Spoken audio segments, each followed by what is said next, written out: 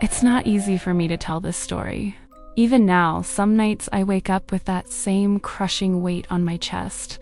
But you need to hear what happened, because I can never return to that house again. I remember the day I moved in like it was yesterday. A quiet little town far from the city noise. My family offered to help, but I wanted to stand on my own. What drew me to the house was its silence. The realtor said the basement used to store winter supplies and had both an interior and exterior entrance. I felt a slight uneasiness, but ignored it. As soon as I moved in, I started cleaning. I threw out piles of old trash and broken items. When I reached the kitchen, I locked the rusted basement door. I'll check it later, I told myself.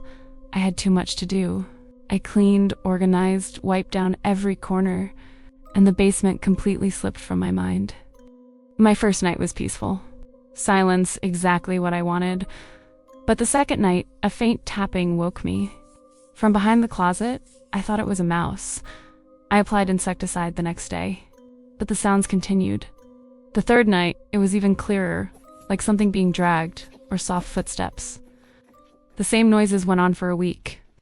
I noticed the wall behind the closet was slightly swollen. It felt like something was inside. I moved the closet and examined it. I had sprayed that area earlier, but nothing changed. I decided to look inside.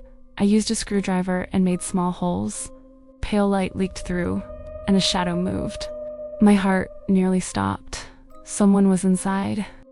As I tried to understand what I was seeing, I widened the hole right. Then the person inside noticed me.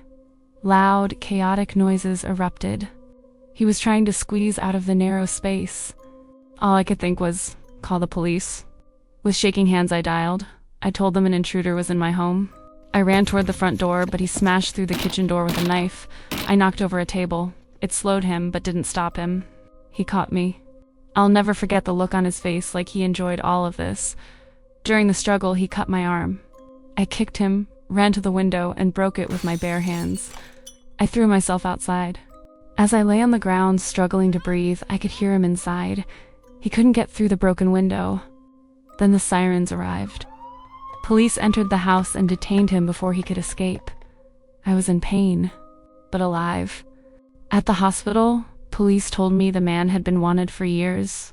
He had been living inside a small, sealed-off cavity behind the basement walls. He had harmed people he abducted. I can barely bring myself to say what he did to them. The idea that he lived behind those walls with me since the day I moved in still chills me to the bone. What if he had caught me? What if he had done to me what he did to the others?